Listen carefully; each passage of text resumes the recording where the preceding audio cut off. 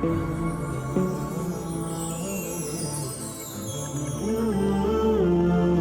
ہم صحیح معنوں میں مسلمان تھے تو امانت زندگیوں میں کیسے تھی؟ ایک واقعہ سنا کر اب میں اپنی بات کو دوسرے رخ پہ لاتا ہوں۔ واقعہ ہے مگر ہے بڑا ہی عجیب۔ امید ہے کہ آپ اس کو دل کے کانوں سے سنیں گے۔ ایک کاروباری آدمی تھا،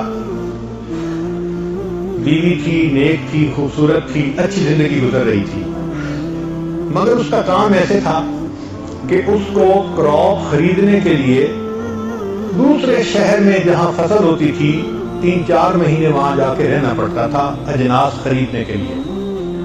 اب وہاں اس کو بیوی کے بغیر رہنا پڑتا، تو اس نے فیل کیا کہ میرے لیے 4 مہینے بیوی کے بغیر رہنا ڈیفیکلٹ ہے۔ اس نے ڈیسیژن لیا کہ چلو میں یہاں بھی نکاح کر لیتا ہوں، مگر پہلی بیوی کو نہیں بتاتا کہ اس کا دل دکھی نہ ہو۔ اس نے وہاں دوسرا نکاح کر لیا، کیونکہ اس زمانے میں لوگ زنا سے ڈرتے تھے، کرتے تھے تو شریعت کے مطابق کرتے تھے۔ اس نے نکاح کر لیا، اس بیوی کو مکان لے کے دے دیا۔ اب اس کے ساتھ اس نے پہلے سے طے کر لیا کہ میں سال میں 3-4 مہینے آؤں گا، تمہارے ساتھ رہوں گا، باقی وقت میں نان نفقہ کی ذمہ داری میری ہوگی، مگر میں دوسرے شہر میں رہوں گا۔ وہ تیار ہو گئی۔ اب جب واپس آئے خامد تو بیویوں کو بھی اللہ نے کشف دیا ہوا ہوتا ہے، تو آتے ہی بیوی نے پہچان لیا، بدلے بدلے میرے سرکار نظر آتے ہیں۔ چنانچہ بیوی کو سمجھ تو لگ گئی مگر وہ چپ رہی۔ اب 1-2 دفعہ میں اس نے فگر آؤٹ کر لیا کہ some thing is seriously wrong some where, مگر وہ بات نہیں کرنا چاہتی تھی کیونکہ میاں کے ساتھ وہ خوش رہ رہی تھی۔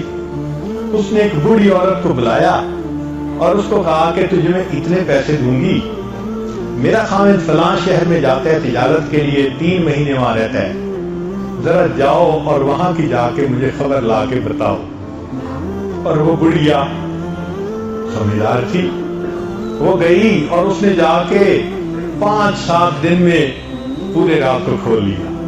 پڑوسی نے بتا دیا، فلاں نے بتا دیا، اس کو پتہ لگ گیا دوسری شادی ہے، بیوی کو رکھتا ہے، ساتھ رہتا ہے، واپس آتا ہے۔ اس نے آ کے بتا دیا۔ اب جب بیوی کو پتہ چلا تو اس کو دل پہ غم تو بہت ہوا، لیکن اس نے سوچا جب میرے ساتھ ٹھیک ہے، بچوں کے ساتھ ٹھیک ہے، خرچہ دیتا ہے، رہتا ہمارے ساتھ ہے، تو چلو اللہ کے حوالے۔ وہ اس غم کو برداشت کر گئی۔ اللہ کی جان کہ کچھ عرصے کے بعد خامد کی وفات ہو گئی۔ جب خامد کی وفات ہوئی تو وہ امیر سوداگر تھا، بہت امیر۔ اب اس کے مال کو تقسیم کیا گیا۔ جب تقسیم کیا گیا تو اس زمانے میں چاندی کے درہم دینار ہوتے تھے۔ اس عورت کا جو حصہ نکالا گیا وہ کہیں 4 بوریاں پیسے کی بھری ہوئی تھی۔ تو تقسیم کرنے والوں نے اس عورت کا حصہ اس کو پہنچا دیا کہ یہ بیوی کا حصہ اتنا نکلا ہے، یہ آپ لے لیجیے۔ اب جب 4 بوریاں پیسے کی اس کے گھر پہنچی تو یہ گھر میں بیٹھ کے سوچنے لگی کہ جائیداد تقسیم کرنے والوں کو تو نہیں پتا، رشتہ داروں کو بھی نہیں پتا، میں نے تو تحقیق کروا لی تھی نا کہ اس کا نکاح ہے۔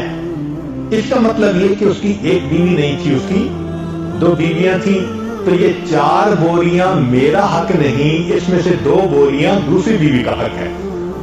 عورت ذات وہ خود سوچ رہی ہے، سوچئے اللہ کا ڈر کتنا دل میں ہوگا۔ چنانچہ اسی بوڑھی عورت کو اس نے بلایا اور بلا کے کہا میں تجھے اتنے پیسے دوں گی، یہ 2 بوریاں پیسوں کی لے جا اور یہ جا کے اس عورت کو دے اور بتا کہ خامد تمہارا فوت ہو گیا۔ بڑھیا نے پیسے لیے اور وہ دوسرے شہر گئی اور اس عورت کو ملی اور اس کو بتایا کہ تمہارا خامد تو فوت ہو گیا۔ وہ بہت روئی، بہت روئی۔ پھر اس نے کہا کہ جی اس کی جو پہلی بیوی تھی اس کو 4 بوریاں حصے میں ملی تھیں اور اس نے 2 بوریاں تمہارے حصے کی تمہیں بھجوا دی ہیں، یہ وراثت میں تمہارا حق ہے۔ تو جب اس نے 2 بوریاں اس کو دی تو وہ اور زیادہ روئی.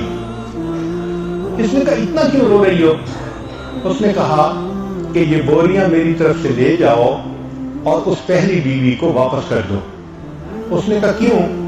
اس نے کہا اس لیے کہ میں جانتی ہوں اور میرا رب جانتا ہے کہ جب خالد لاسٹ ٹائم یہاں سے جانے لگا تھا اس نے جانے سے پہلے مجھے طلاق دے دی تھی. میں اس کی بیوی نہیں ہوں, میرا اس کی وراثت میں حق نہیں ہے.